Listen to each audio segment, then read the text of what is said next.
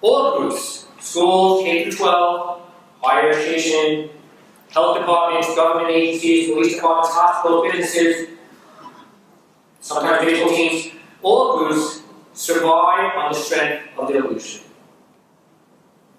You can't have successful groups, organizations, agencies, institutions without successful leadership. We here at the Insitute are fortunate to have strong leadership, our president and our provost. And I'd like to call up today President Roger Salem and Provost. I would also say that each of us, we're members of multiple communities at any one time. And each time we participate in a local community agency or a regional agency or a national agency, we carry a value system of this university with us. And that value system, again, celebrates the genius and the creativity of people. For years, I used to tell the Kellogg Fellows, we're giving you a great opportunity to develop your leadership skills. We'll give you an opportunity to travel around the world, and you can experience many communities, and those communities will have an impact on you. But the longest journey you'll ever take will be from your head to your heart. And leaders lead from your heart. And I think effectively, that's what makes this university very significant. But it's an honor to introduce Peter Block. And Peter is an author, consultant, and a resident of the community of Cincinnati, Ohio.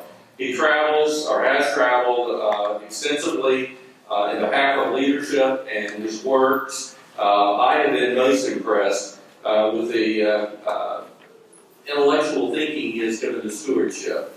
And that's something that we certainly talk about a lot with the Kellogg Fellows, and we talk with the Kellogg Foundation because of the philanthropic nature of Kellogg.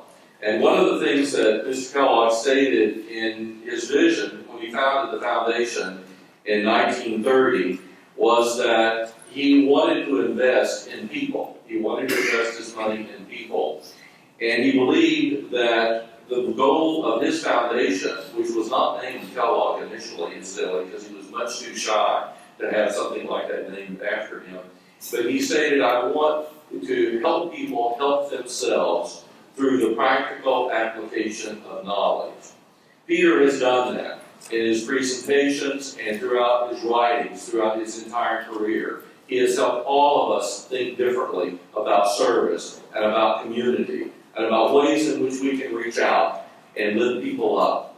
Peter's done that personally. He's done it professionally. I've had him serve as a consultant to the Board of Trustees. He's delivered a number of presentations to our doctoral faculty that's been involved almost from the very beginning with Dr. Preston and other leaders on when we first started our PhD in interdisciplinary studies. Peter, you're a dear friend of this university, and we're deeply appreciative for your stewardship and your relationship with Union and our graduate students and all of our students, and we're delighted you're here with us this morning. And on behalf of all of us, and particularly the community of Cincinnati, we love having you here. So please join me in welcoming Peter Block.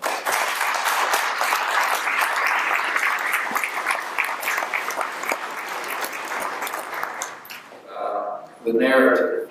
We're in a funny season right now. We're listening to all this debate, which I find unbearably painful.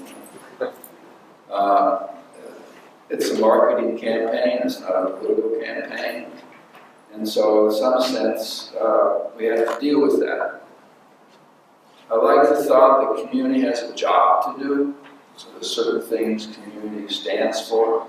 I love this institution. I have a great relationship. To me, Union and Cincinnati State are the two finest higher ed institutions in the city. They've got the most heart. I love everything about the way you work to be in the city, be in the world. I love you as a center of thought. I love the fact that poetry, leadership, those soft things are welcome here. I think our challenge is to take the arts and our humanity and make it useful in the world. Every city in this country is waiting for Toyota to come and build another plant. And I want to put a big banner outside the city that says Toyota's not coming. The idea that the corporate sector will solve our economic problems is a foolish thought. We're lucky we got a Toyota close by. And so basically, the The future economy is going to be walking distance, it's going to be local jobs, and local businesses, and I'm going to have to patch together a living. My children are going to do better than I am, they're just not going to be as rich. So this whole notion that in a materialist world, will your children be better off than you are? The answer is absolutely. They're smarter, they're healthier, they're more conscious, they're greener. They spend more time with their kids, they don't travel so much, and they show interest once in a while in the world outside themselves. That's all a step forward. Now, they're not going to have the wealth that I had, all right? But so what? So in some ways, community is practical. There's something useful to it. And the community I'm most interested in is place-bound. If you leave people in small groups too long, they become tribal. We need to think we have the best group in the room.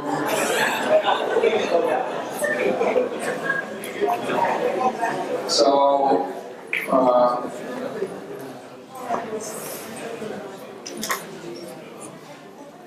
learning, community, deeply connected. The dominant is culture, the consumerist culture, patriarchal culture, breeds enormous isolation. It does great in delivering consistency and control and predictability. That's what it's organized for. And that's how we've been corporatized. So whether you're a social agency or a higher education, or a school, or a hospital, basically the theory is more consistency, more control, more predictability is the key to the future. And all our reform movements are trying to bring that. So now in healthcare reform, the Commonwealth Foundation got really excited at some amazing innovations in healthcare.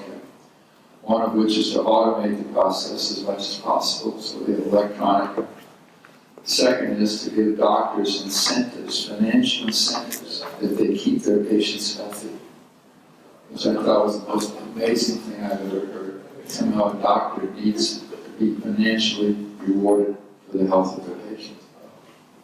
Real reform would be to reward patients for staying healthy. And so, real reform is to increase the amount of connectedness regardless of the job that you're up to. And part of what the small group does, it changes the nature of the listening. Because every time you bring a group together, all right, I know they're coming together out of isolation. And I know if you don't confront the isolation and the feeling that I'm in this alone, which is a product of the individualism of this culture, the competition of this culture. As a child, I was taught and socialized to compete. And every class I was in had a normal curve. Some people got A's and some people got F's, and it had to be of that shape.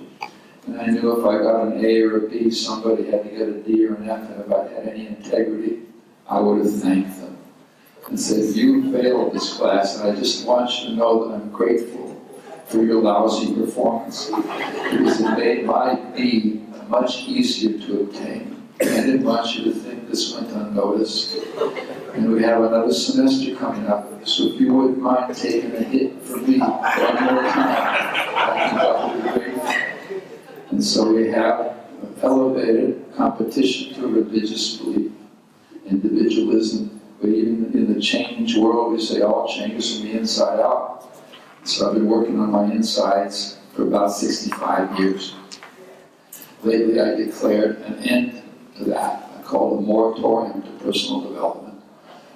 Partly because I've looked at the results of my long-term development plan, and they're not terribly encouraging. I have testimony from several long-term relationships, and I noticed that my recent long-term relationship has given me the same feedback as my first long-term relationship. So I conclude from that individual development has no impact on building community or cultural change. It's a good humanizing effect, all for that. And so building connectedness is practical, because it changes the listening in the room. I cannot learn out of my isolation. This is the myth of long distance, and we're trying to do something about that. And so every time you gather, you need an order of service. See, the church is smart about this. They have an order of service, an order of practice, and every church has that, and they know over time how to spend that hour. And so these protocols, or the liturgy, or the order of service to build connectedness in service of learning, to build connectedness in service of health. I know that if I'm connected to the world, I will live 1 year longer than if I'm not. Amazing. And so it's not just nice to be in a small group. You see, I cannot move or create an alternative narrative, alternative future without the small group. And then the leadership function is to say, well, what's worth focusing on? And the leadership function in my mind is to be a good human being, but not to be a role model. It's just a silly thought. These are not children. All right? Role model, you know. And so life is not a fashion runway. The fact we have a political campaign based on style. I mean, suppose Obama was depressed during debates, right? Who wouldn't be?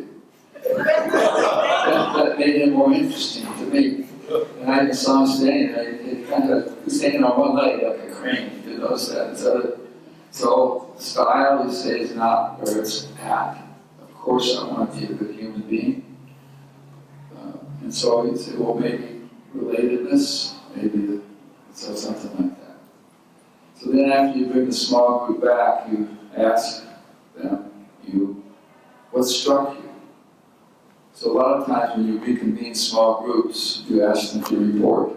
And that's the most boring moment in the world. Just slogging around the room from group to group, hearing them report on a meeting that never took place. And we all abuse power. Come on. This group wasn't interested in me then. Well, listen to me now. And so instead you ask people, what struck you? So part of the purpose of education is to welcome lightning into the room. And so you say, what struck you? So let me ask you this question. What struck you about the conversation you just had? Got it? So now when you ask groups to speak, you only take 4. Any longer, it's too long. So part of what leadership does is keep the beat going, keep the rhythm going. It's back to the economy. All right, people are keeping their cars longer. We call this a financial crisis because we're still measuring according to predatory measures like unemployment, new refrigerator sales, sales of capital goods. The Wall Street Journal carries articles that says Japan is in the doldrums. Why? People are saving more, they're not buying luxury items, they're staying longer in their apartments, their cars are older, and they only have 3 pairs of shoes. This is an economic crisis. Everything good for the earth, good for the soul, good for the family, becomes an economic problem to be solved. That's why some people like Mark Ed.D. created economics of happiness and say if we want to measure our well-being, the money piece is just a part of it. And so now we're changing the narrative. In Alberta, they're starting to measure themselves on 60 measures. It's a flower shape, saying, well, so this is all that's at stake here. And the small group and stuff. And so helping people see the reality of the world we live in is part of the task. And introducing to conversation that allows for mystery. The religious conversation allows for silence. In the system world, it's called dead air. It's called low productivity. Don't just sit there and think, do something. A friend of mine's son works for IBM, and he's expected to bill 58 hours a week. And he lives wherever he wants to live remotely, but they can measure every hour he's working by tracking into his computer. And so this is just the world. This is what we live in. And so we want a world where silence is valued. But people call it prayer, meditation, silence. I know you bring that into your world. Uncertainty, fallibility. Back to this is it. In the religious world, we wish to be perfect is a sin against God. Even God, if that name is just a placeholder because it can't be described. And so to me, this is a leadership function. This is a community building function. It's to legitimize these conversations without